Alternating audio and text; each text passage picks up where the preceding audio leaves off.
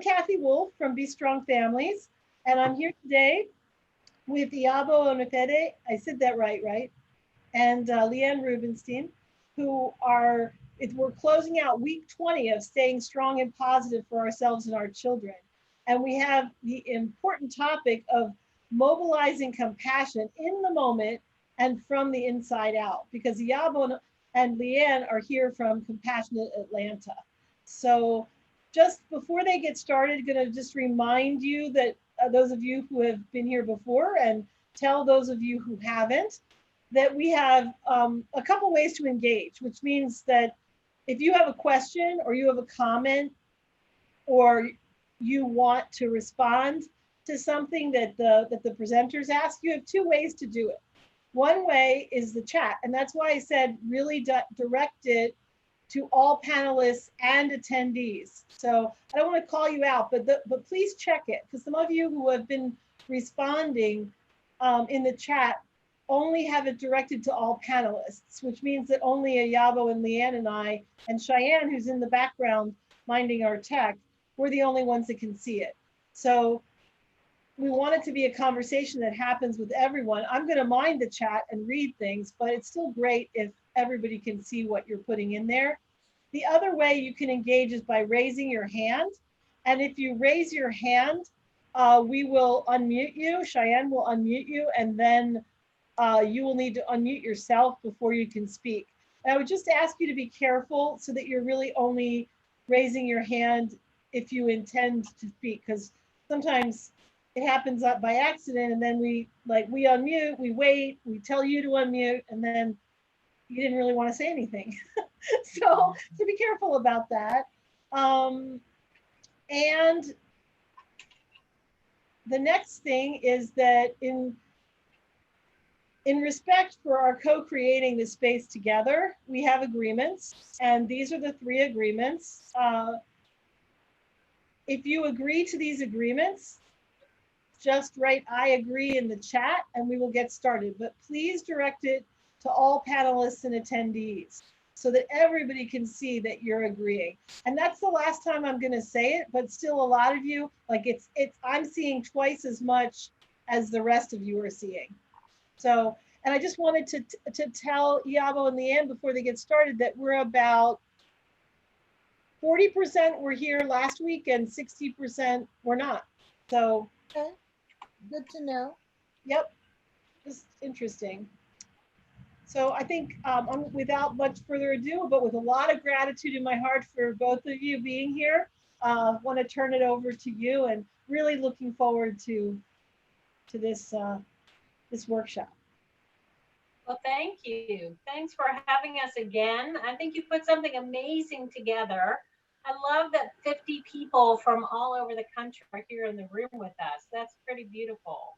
COVID can be a really tough time, and we have a lot of challenges, and we'll talk about that a little bit today. Although it's not about COVID, it's about everyday life, but COVID has sometimes just exacerbated that a bit.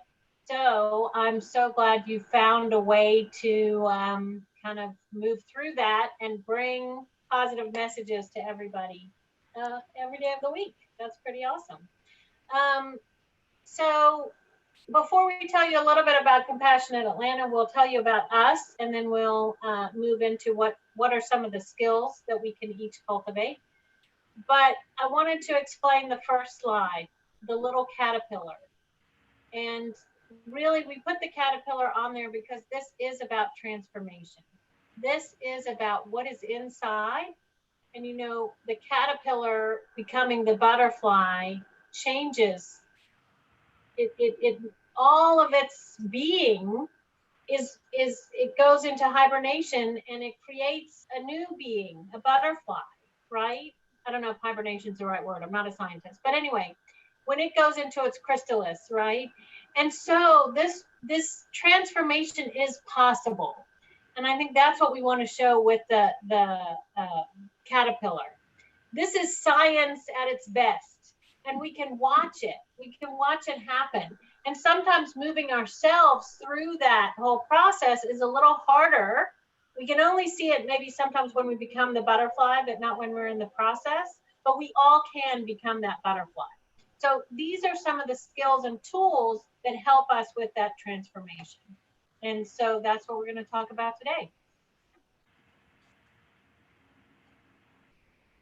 So Iyabo's going to tell you a little bit about Compassionate Atlanta. So Compassionate Atlanta was founded based on the Global Charter for Compassion in 2008. Karen Armstrong, a religion scholar out of England, won the TED Prize because her work showed that all the major religions of the world have at the center of it the golden rule, which is compassion. Do unto others as you would have others do unto you.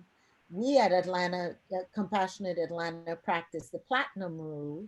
Do unto others as you would like done unto you, right? That they would like. How you want to be treated. Because I may not want to be treated the way Leanne wants to be treated. And so a lot of our work centers around education, collaboration, and civic engagement. We work with the remembrance projects for the various counties to bring back our markers from the Legacy Museum out of Montgomery, which memorializes lynching during Reconstruction of Black people only. We collaborate with over 150 partners locally to make their projects come alive with compassion. We connect people to each other. And we do a ton of education, just like this call. This is something that we would put, I believe, under our education umbrella because we're teaching about compassion in to the community.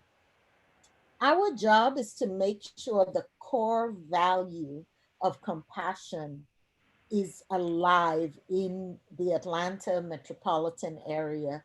We're the second largest um, city charter. Like, you know, I think the first is Louisville, Kentucky. They're the largest, and we cover the second largest geographical area. We the people that came together to form Compassionate Atlanta were an interfaith group of leaders. And unlike the Louisville group, we are a nonprofit, whereas Louisville is part of the government office. So that's who we are at Compassionate Atlanta. Leanne and I are co-directors. We model a leadership model of sharing power because we feel that is compassion. And we're such a great team. We respect each other, we admire each other, we're grateful for each other. I am especially grateful for Leanne today because Leanne, I have issues. How are you doing, Leanne? Oh, I'm good. You know, Iyabo and I are like a couple. You know how sometimes you have a work spouse or whatever? Well, she's my work spouse. And as much as she says we get along, we also disagree. And we also nudge each other and, oh, not today. But we call each other when we have a bad day so we can talk to each other through it. Iyabo, we're going to have a little chat. Tell me how you are doing today. Uh, so Put the slides off for a minute. we can take the slides off. Let's just have a visit, right? What's the point of compassion if you can't visit with each other?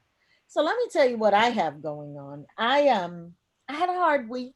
I worked a lot.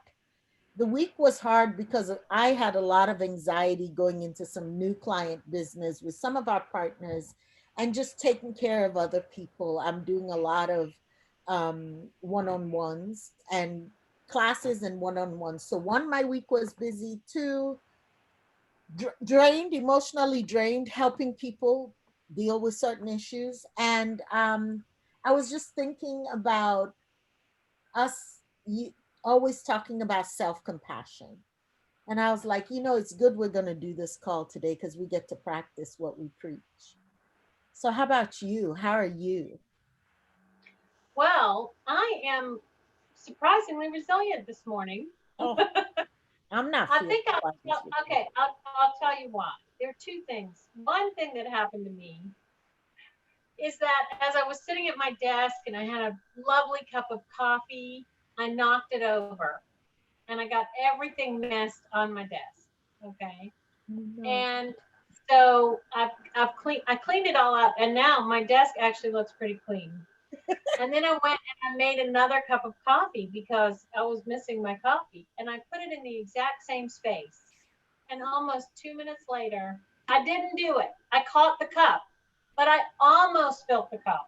Oh, And I boy. thought to myself, you know, Leanne, nothing's going to change here. If you keep putting that coffee back in the same spot, you're going to keep spilling your coffee. Move the cup. Like, hello, move the cup. I moved the cup and I successfully drank my whole cup of coffee. And I think maybe I have a lot of energy this morning because I've been cleaning up coffee. Everything smells like coffee. I'm caffeinated, but I also learned a little lesson. And the other thing that happened to me this morning is when I put on my scarf, you know, how do you look good for Zoom? You put on a scarf. I was told I looked a little bit like a flight attendant, which I will take as a compliment because I will fly anywhere right now. Just take me to the beach or anywhere. But what it reminded me of is putting your mask on first. And you know, when you fly, they say, put your oxygen mask first on yourself before you help someone else. So, Iyabo, I have my oxygen mask on. I'm breathing okay. And so I can help you with yours. Brilliant. And that's really, it's really what we're talking about today. So I had a great prep morning for how do we deal with spilled coffee and people who need our support getting through whatever they're getting through. And so I'm not grateful that you're depleted today, but I'm grateful that you're a good subject. Yes. And I guess what I want to ask everybody else in the chat, if you want to, tell us how you're feeling today. Are you like me, where you've got caffeine all over you and you're feeling pretty ready to go? Or are you feeling a bit depleted, and what's going on with you? Is it, you know, long work days, no work at all, kids, Back to school. Feeling drained and exhausted. Michael says feeling drained and exhausted. Thank you, Michael, for weighing in. Come on, everybody. Let's keep it going. Tell Two us what adjectives for how you're feeling. Rochelle says, I'm ready for Friday. This week was tough. I'm thankful to be working and not have my son that normally comes to work with me. And Ashley says, feeling excited for the weekend. Carolyn says, long work days, CV19 overwhelmed. And Rochelle says, I'm even more happy to be with you all talking about it. Stephen says, I'm feeling the coffee and excitement for the weekend as well. Camille says, I'm very stressed, overwhelmed, easily frustrated, and I've already had 2 breakdowns today. Oh. I'm feeling excited because the stationary bike I ordered in May is supposed to be coming today, but I'm also nervous because it has a 12 to 4 delivery window. So it could happen right in the middle of this. And I've been trying to get people to spell me, but it's not working. So anyway, let's see. Veronica says, a bit drained, but thankful. Mary says, I was hitting a brick wall, but I went next door to the grocery store and got bourbon wings. So I feel good. I feel wonderful. And Tracy says, weekends don't seem any different. Hilda says, so happy it's Friday, feeling stressed with homeschool starting next week. And Rochelle says, whoa. And Elda says, long weekdays, but excited for the weekend. Lori, feeling a bit tired, need an energy boost. I started back at work, lots of virtual trainings, but having to deal with my mom duties too. Yay, weekend. Andrea says, it was a crazy week due to my daughter starting virtual classes, and I've been working from home. And Maria says, stress, and my fibro is killing me. I guess that's fibromyalgia. I'm sorry, Maria. Hard when you're physically as well as emotionally stressed. Dawn says, drained emotionally. My brother passed away on Monday. I'm trying to keep my mind busy. No. Dawn, so much love to you. And Diane says, preparing for the school year has made me busy, but COVID has allowed me to be creative. I found the positive in this crisis. Happy to be safe and healthy. And I just want to compliment everybody for directing to all panelists and attendees. Yes, and we're all sorry for your loss, Dawn. That's very hard to lose a brother. I mean, really hard. Thoughts and prayers, yes. So I'm so grateful to you all thank you for being part of this. Dawn, I am holding you deep in my heart because there's actually been a lot of loss around me as well. For different reasons. COVID was one. One couple who was married for 59 years in their 80s. They got sick. They went to the hospital and died within minutes of each other. Of a dear friend. So I'm a little teary, but I am feeling your loss as well. There's a lot of loss right now, and so what I'm going to do, if I can, is I'm going to do some breathing because that always brings me back to my center. So let's practice what we preach. How about it? Will you do some breathing with me? Okay, so sit up kind of nice and straight. And what we're going to do is 3 deep breaths. We're going to breathe in, we're going to hold it, and then we're going to breathe out. Okay, so let's breathe in, hold it, and then breathe out. Breathe in, hold it, and breathe out. Breathe in, hold it,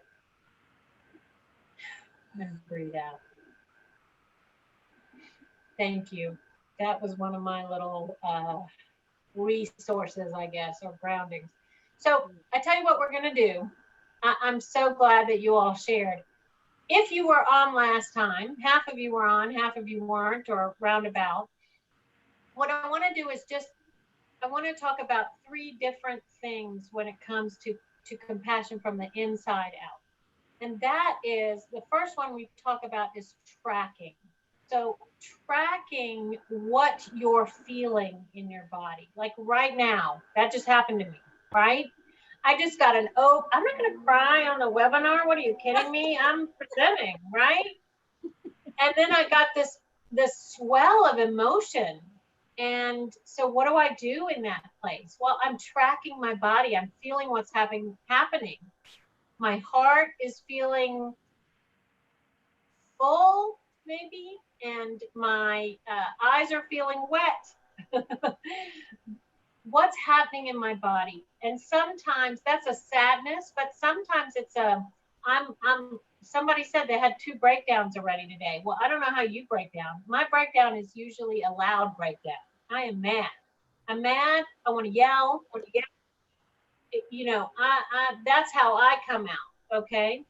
So if we track what's happening in our body, how is our heart feeling? And what we did last time, and we can do this just briefly, is take your hands and rub them together like this. Okay, rub your hands together like this. I'm going to do it for just a couple more seconds. Okay, so then when you stop, what are you feeling in your hands? You can either type it or we can talk about it. Katthe, what are you feeling in your hands? I'm feeling tingling in my palms and energy in my hands, maybe a little heat. Yeah. Tracy says warmth. Mm-hmm. Tingling. Camille says tingling and then also warmth. She was at work, so she couldn't yell, just FYI.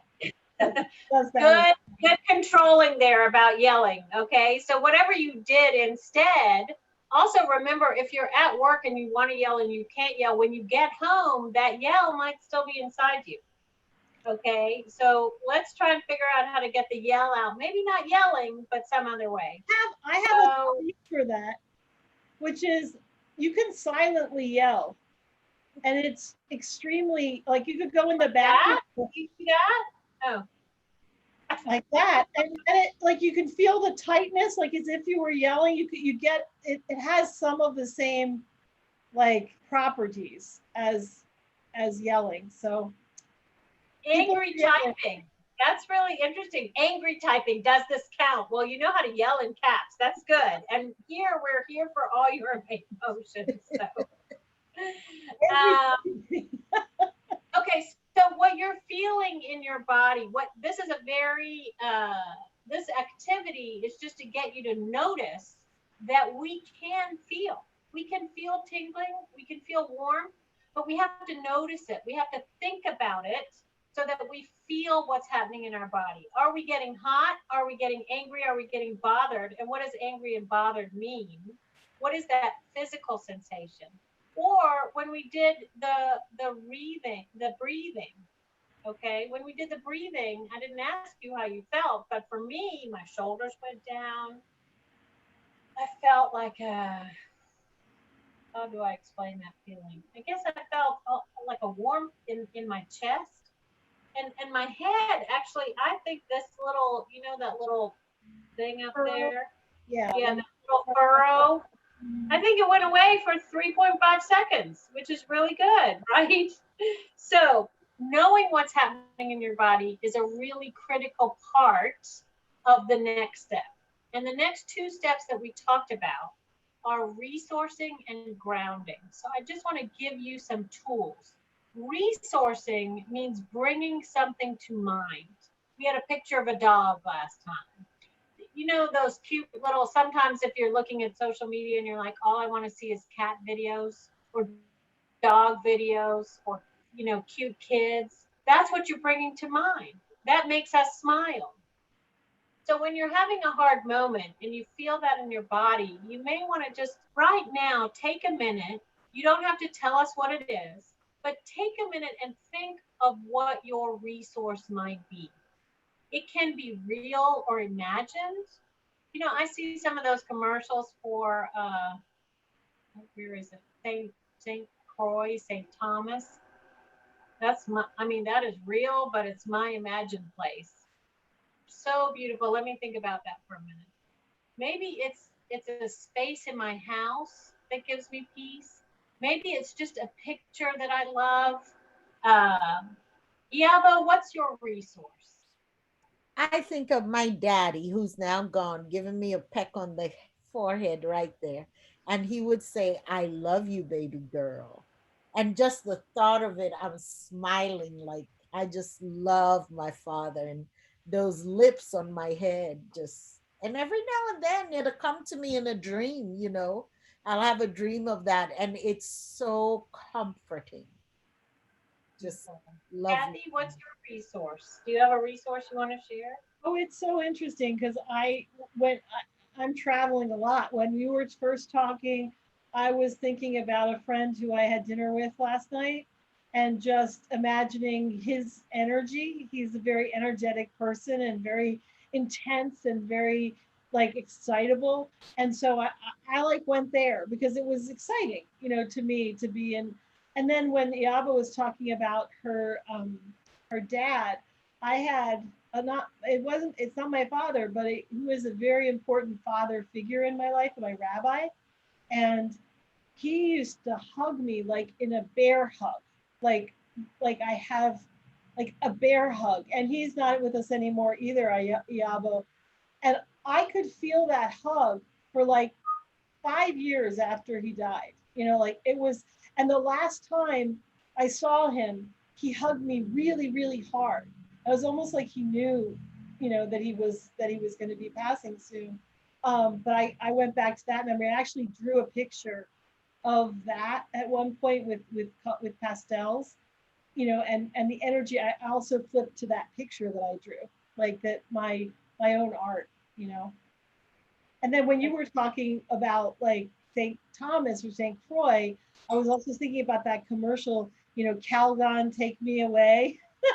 I think they have it running again, you know, with the woman in the bathtub and the bubble bath and like just like relaxing, you know.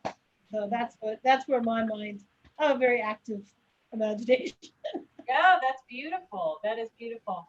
And actually, you brought up something that's really the next thing. So, uh, resourcing is bringing a resource to mind. Grounding is actually as you would touch the ground, right? So, grounding is maybe walking in the grass is a really wonderful way to ground. But let's say you are sitting at the office and you want to scream.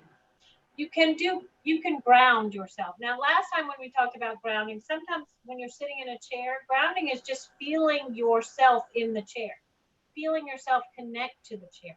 But I want to give you a different kind of grounding this time because you talked about hugging. And grounding is touch, but it's touch with, it's your own touch. It's not necessarily touch with someone else. So it's touching you, touching the chair, you touching the wall, or you touching you.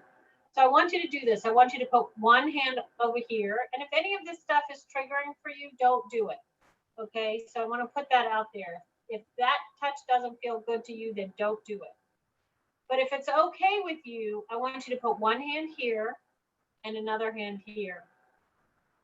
Maybe your grandmother held you like that, but you hold you. And so I don't know, sometimes that speaks to people, is to just give yourself a minute of touch. You could also give yourself a hug, okay? One here,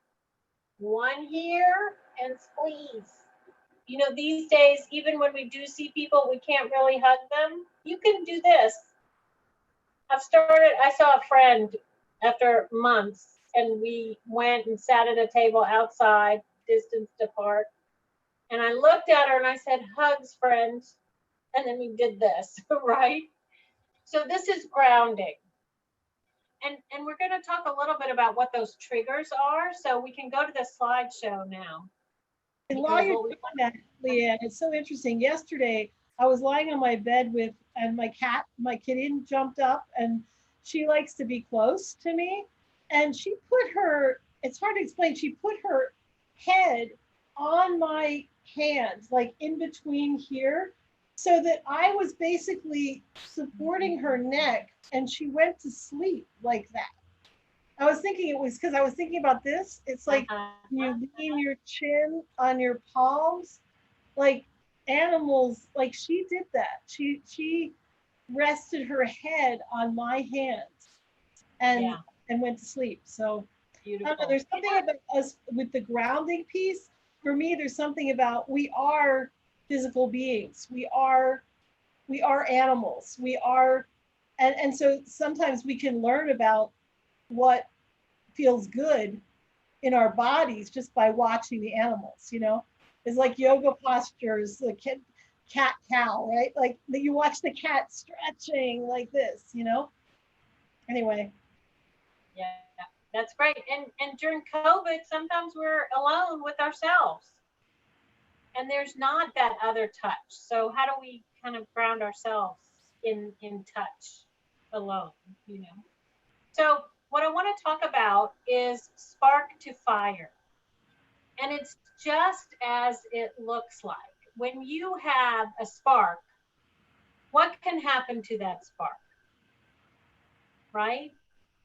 Either it goes out, or it creates a forest fire, whatever fire.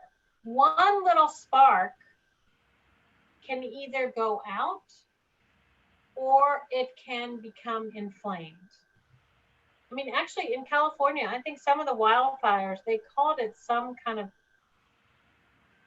the something tire fire. And I really think it was started by a tire that sparked and went into the woods. If I'm wrong, please correct me, but it could happen. but I do think that's what happened. And so when you imagine that, we are the flame. We are the flame. When we get triggered by something happens to us at the office. Our child has a meltdown, right? What other triggers? I don't know if you guys have some triggers you want to put out there, if people want to put it in the chat, but when we get that triggered, when I can't speak, and I'm spoken over. When I can't speak, when I'm being spoken over and not respected. Mm-hmm. So what happens is when I see people on my walk that don't wear masks. Yeah. That's a spark. Mm-hmm. Yeah, because when you wear the mask, to me, when you're wearing the mask, you're protecting other people from yourself, like your own germs. And you're also it's a social, you're telling everybody, I care, I'm aware. I don't think I have COVID. Like, I don't think I have germs that are going to be negative, but I want you not to be afraid of me. I want you to know that I care about you. That's why I wear the mask, because it's like I care about you, and I care about all those healthcare workers that are. My sister's a nurse, and she has to be with people all the time, you know, and she's at higher risk, and so I care about her, you know. People are saying, yeah, absolutely. It says I honor you, Rochelle says. That's Yeah. what wearing the mask is. I honor you. Like I care about you, and I care about people who are. I remember seeing a healthcare worker early on who said, like, it really bothered him that his life didn't seem to be worth more than other people having a good time. You know, like, you want to go out and play with your friends and make other people sick, and I'm gonna need to. I'm cleaning up the hospital, and I'm putting myself at risk. I'm an essential worker, and you're saying your good time is worth more than your momentary discomfort is worth more than my life. You know, it's very deep. Camille says, yes, I agree. When I see people not considerate of the current pandemic and following the rules and guidelines, I let COVID-19 talks take me to the extreme emotionally. Well, that is, Lori, Lori says, go when ahead. somebody responds to me what I'm sharing negatively, it tends to shut me down. So if somebody, like, if she's sharing something and somebody responds negatively, it shuts her down. That's a trick. So, yeah. So knowing your triggers is important, because when you know your triggers, and sometimes you have triggers that you don't know and something happens and it just throws you, right? But if you know some of your triggers, and then you know what's happening in your body, okay? So I was at the grocery line the other day with my mask in the self checkout, and there was a couple that came next to me, and he had his mask on his neck. Okay, now this was in Kroger. I don't know if you have Kroger, but you're required to wear a mask. And what I'm finding is I'm going to places that are now requiring that, because it also gives me some agency. So I said to the man, excuse me, sir, can you put your mask on? And he smiled at me and he put his mask on. And then he said a few other things that, you know, this was 2 days after my friend's parents had died. So I was already up here, okay? It wasn't going to take much to trigger me. I mean, if that poor man had said no, I think my spark would have become a fire very quickly, because I really wasn't in a great space, right? But since then, so that was the first time it happened to me, and he did put on his mask. But since then, I've noticed that I have to be like, that's my trigger. That mask thing is my trigger. And I have an older mom who's turning 80 on Sunday. And so I have to be really careful, you know, and although we all do, but I think about her a lot. And so what do I do in those scenarios? And I have to have my own plan for that trigger. Do I walk out of the store? Maybe I'm done. I'm okay. I'm going to get it later. You know, as that same grocery day, as I was walking in the parking lot, there were two young guys who were walking into the store. Now, they were not even close to the store. They were in the middle of the parking lot, but walking to the store. But I was so heightened. I looked at the guys with my mask on, which says, just be kind. My mask says, just be kind. And I have to be kind, right? Anyway, so yeah, it reminds me. Okay, Leanne, who are you? So these two young guys are walking in, and they're just walking in, and I said to them with my mask on, you guys know you need a mask. And the one young guy pulled a mask out of his pocket, which was not what I was planning on. And I said, good for you. Thank you so much. And then they talked for 1 minute, and then the other guy headed back to his car. And so I wasn't far from the guy, but I said, would you like a mask? Because I happen to have an extra one in my car. And he goes, no, I'm just going to stay in the car. So I was like, okay, so maybe he didn't have a mask, but it went a lot better than I expected. I was ready for fun. So like what I might need to do is put a disposable mask in my purse and go, here you go, or whatever, but something where I know what triggers me and how to stop it. And sometimes the stop it is breathing. Sometimes the stopping it is, oh man, look at that person without their mask. I'm going to move away. So really what this is saying is we have control. We have control. So Camille, it's so hard when you live with some of your triggers, laughing but very serious. And triggers operate in this way, Michael said, like the saying, it takes one tree to make a million matches, but one match to burn a forest of a million trees. I have to remind myself I'm like that. One match, my actions can affect others around me. Yeah, very much so. There's a great quote, and I'm going to mess it up, so I'm going to look it up, by, oh, yeah, but what's the quote? Which one? Between a stimulus and response. Oh, It's Paul? by, yeah. Frankel? Yes, Frankel. Okay, I'll look it up. But you keep I don't talking. know what. I'll look it up. You look it up. Okay. So basically, what this is saying is that we have the choice. We have the choice of what to do in that moment. Yeah, but do you see it there? Yes.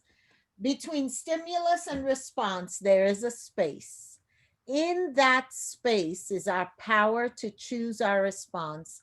In our response lies our growth and freedom, by Viktor E. Frankl. Yes, Viktor Frankl said it. It's great. It's a really great post. I don't know. So a quote. So basically, we have the choice. We have the choice of how to respond. Yeah. I think we can go to the next slide. What are we on next? What's the plan? Okay. So, Leanne, can I take us through a little detour here? You talked about spark and fire. And I'm thinking about the fact that when people were saying how they were doing, and I know the energy with which I came to the call with, and just the long week, brain overload, the what you took us through, the resourcing and the grounding, they help us just get back into our bodies. When you were saying, how do I describe what's in my chest? I was going to interject and say, when I stop and breathe, I feel like I occupy more of my body. I'm one of these people that I occupy my brain a lot. And so when I stop and I connect with my body through breath and grounding, I feel like that's a way for me to pause, revisit where I'm at, and notice where I have control, which is inside this body. How I react and respond to the world. So, but what I'm wondering about with those resources you gave us, I know you're talking about spark to fire, but what about, since we encountered grief on this call, is it the grounding where we touch ourselves that soothes us and reminds us of these fragile, wonderful bodies that we live in? Is that what would soothe us when we lose, when we don't even have the oomph for the fire, Well, and yeah, I think that's a great question. And you and I talked a little bit about this. And the opposite of the spark to fire that's really going to get you, last time we talked about something called a resilient zone. And your resilient zone is sort of like that space, that place where you feel that you can best operate is in your resilient zone. And out of your resilient zone, you can either go high out of your resilient zone and be angry and yelling. That's where I would tend to go. But you can also be low in your resilient zone. And the low resilient zone is the lower resilient zone is when you get depressed. You don't want to get out of bed. You feel this kind of energy, right? You and so it's not about your emotions necessarily. Like if you cry, crying is not necessarily out of your resilience zone. If I'm grieving, I should cry. if I see injustice in the world, it's okay if I get angry. So it's not about the feeling as much as it is about the response. If I cry and I can't get myself out of bed for more than, I can't get myself out of bed, that is dropping to a place where now I need to get help. I need to figure it out. Yeah, and I think Katthe, one of the things is Lori said earlier when she was talking about triggers, that there are some triggers that just shut her down versus triggers that make you explode. Like, so it's like there's two different, it's a fight, flight, or freeze, right? But there's all, as in terms of responses to trauma, but there's also like when you get triggered, one thing you have to watch is whether it's going to be a spark that goes to a fire. But the other thing is if your spark is your energy or your life force, if it gets pushed out, like snuffed out, that's not good either. So it's right. two ends of the continuum of what happens when you're triggered. Either you're the match, like Michael said, and you light the fire, or you snuff yourself out. Yeah, I think that's great. And I think that, a match is not a bad thing. Okay. If you watch any of those wilderness shows, I won't admit to which one I might have seen, but having a match and a spark to a fire when you're out in the wilderness is really, really important. It's about survival, right? So if you put the match out, that's not necessarily a good thing either. So exactly what you said, Katthe. And I think, Iyabo, you have these ways of rejuvenating yourself. I think you walk every day. Yes. What other things do you do when you go low? What are the things you do to bring yourself out of that? Especially because I live alone and I know that I cannot trust my feelings of isolation and loneliness, that do I actually feel that? I literally pick up the phone and call either you or my sister. I'm having a crappy day. I don't know why. I feel cranky. I feel blah, blah, blah, blah. That's a thing. Um, I, the walking, what I eat, the more stressed I am, the more I don't eat sugar and carbs. So I may give myself a day, and I'm like, why am I eating all this? And then I just stop. And I'll start eating a lot more protein because that is going to be crazy. And then the other thing, I like little in non-COVID times, I like my self-care in my family.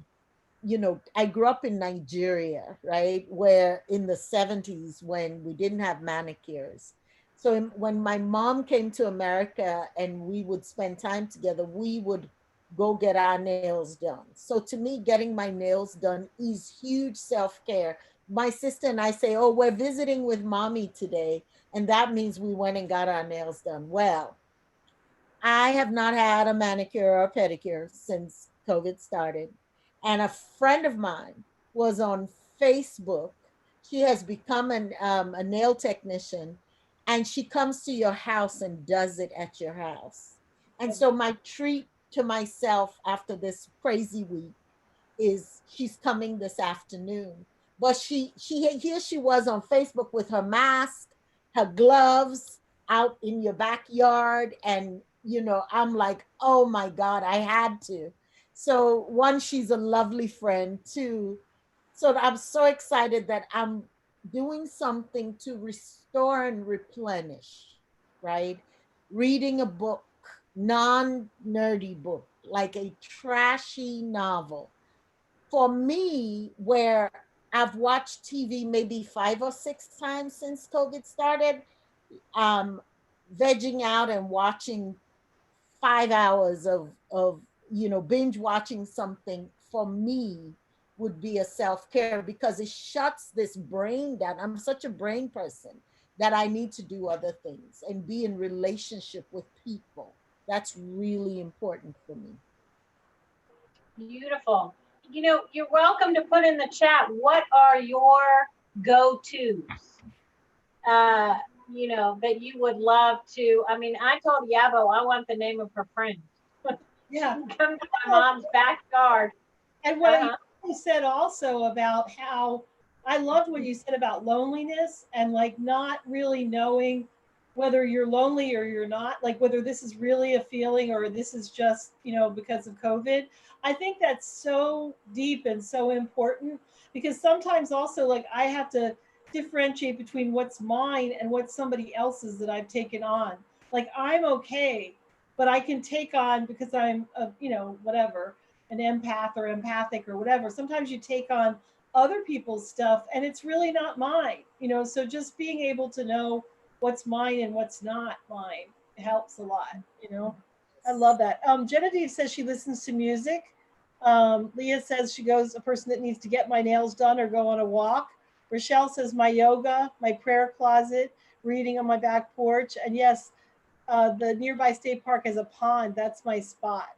My go-tos are Britcoms, Pamela says.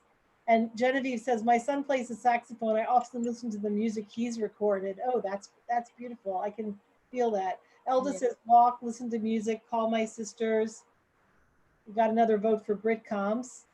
Carolyn says, Motown music and dance. Oh, let me tell you another one I've done since COVID. I have said to friends who have pets, can I dog sit for the weekend?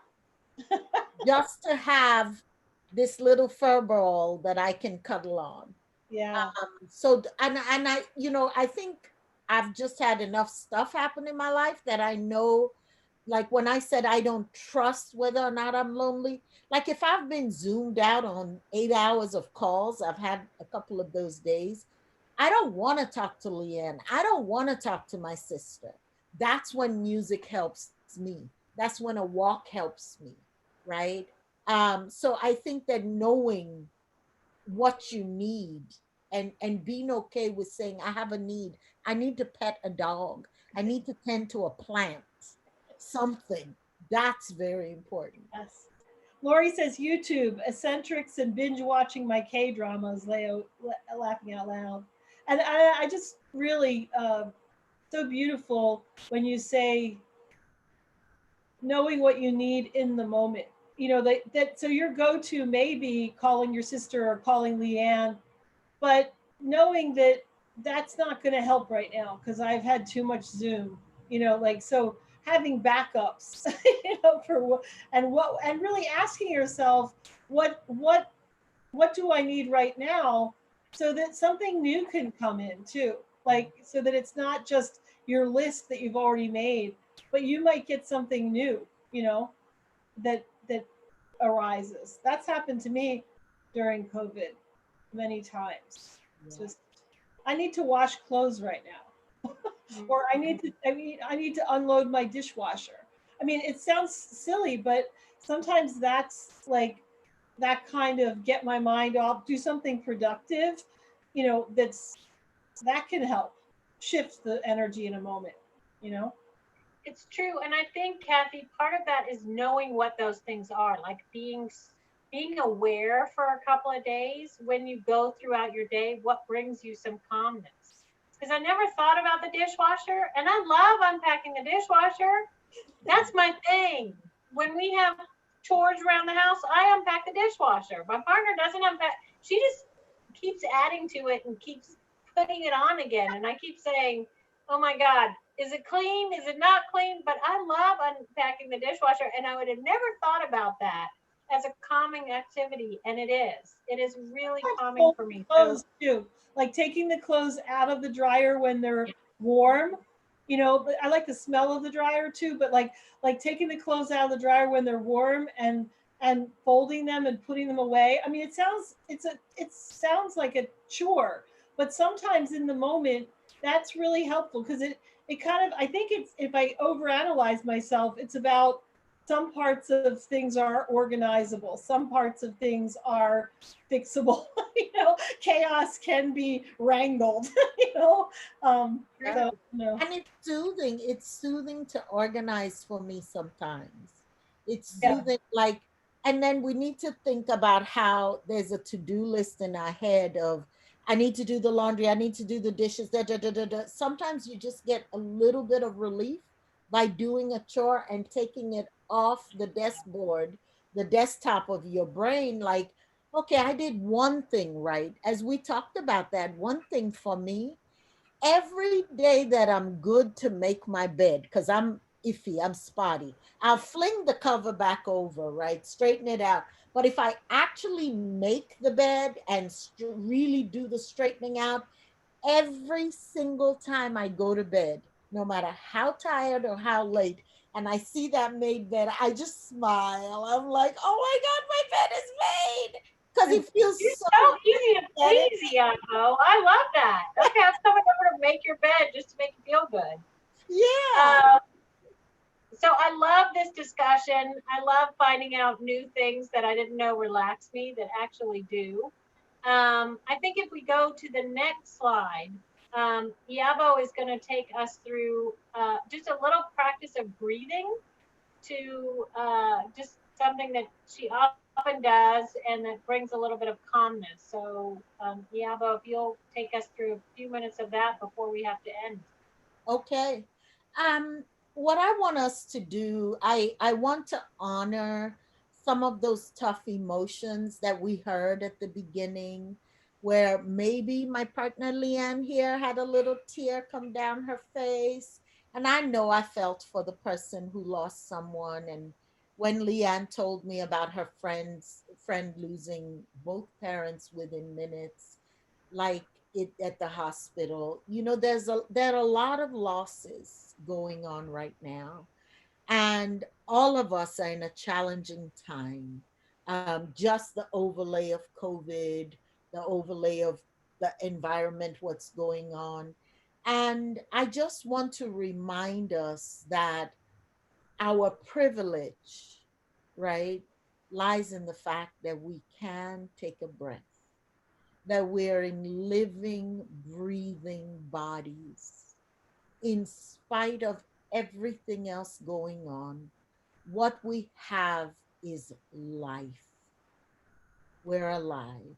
If you can hear my voice, you're alive. So I'm going to ask you, um, our hands represent choice. You reach out to say, I want this one and I don't want that one.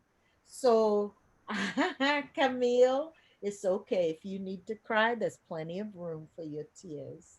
So, I want you to look at your hands, these tools of choice, and I want you to bless them with everything that's good within you. Bless your choices. Bless each breath you continue to take. And I want you to lay it on your heart like this, put it on close to your chest. Love on yourself. And I want you to integrate that love into yourself by breathing and humming. And I want you to feel your body settling with this love as you integrate this love through humming into every cell of your body. Just imagine the hum being the transporter of love and blessings.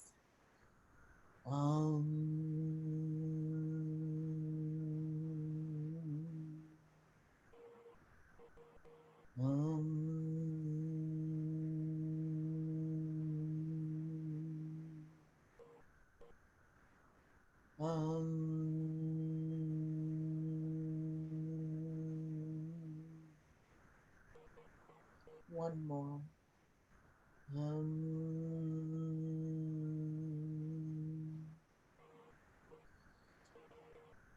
Just know you're precious, you're wonderful, your stress is important, deal with it. We at Compassionate Atlanta are honored to be part of this community. Thank you. Uh,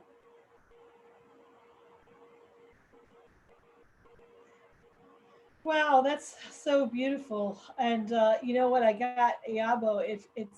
It's equivalent of cats purring. You know, the hum.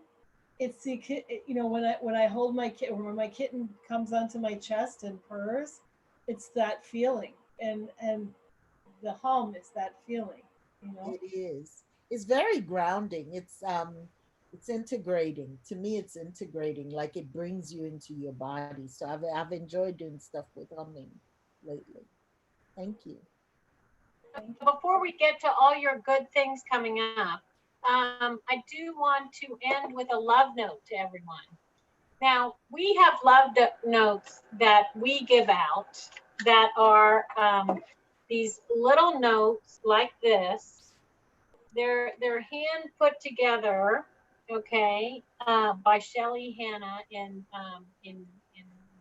Canada. And so they all say something different. And I used to give out these love notes everywhere I go. And unfortunately, I can't right now. But this one says, your ability to make people who are different feel good is awesome.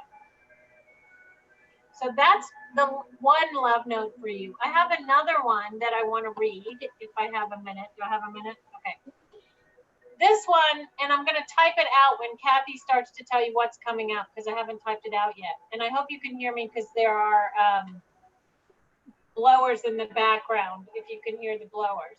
Okay, this says, hey you're really great. Say it to yourself now. Then keep telling yourself that you are really great because we come to believe whatever we think about most of the time. The more you choose to think thoughts that make you feel good, the quicker we are free to be our authentic selves. So you matter. I'll write that in the chat as Katthe goes on, but I so appreciate you all. I'm also going to put our, if you want to get on our newsletter, because we're promoting all different kinds like this of things and mostly on Zoom. So I'm going to put info at Compassionate, and you can ask her to add you to the This newsletter. was wonderful. This was really, really wonderful. The poll is being launched. I've asked everybody before you leave if you could just fill out the poll. We would really appreciate it. Want to thank Leanne and Iyabo and all of you for being here. I want more perfect union cafes. This is an opportunity for you to be part of More Perfect Union Parent Cafe. And these are free. You can sign up on the Be Strong Families website. There's one a month through December. Moving to the next slide. Just need a word from, the Together for Families conference. The discounted early bird registration rate is coming upon us. Use our discount code. Get some time, some money off. And it's a great program. We were involved in the equity track. Be there in October, but register soon. Next week, a whole new week, approaching families through an anti-racist intersectional, I always say intersectional, but intersectional frame with the folks from CSSP on Monday. Deanne Searles will be back to talk about like tools for family literacy, tools and activities that can be done in the home to promote family literacy. And Alejandra Valdez is going to be here on Wednesday about from NAMI, the National Association for Mental Illness, about ending the silence. Cooking with Kids is by our board member, Sandy Baba, and that's going to be very fun. She's offering both recipes using the same ingredients, but creating at least two totally different meals. And she's going to also talk about cooking with kids as a way of fostering communication with her own children. So that should be really fun. And then on Friday, Angela O will be here with us. We're just really, really from Gift of Compassion.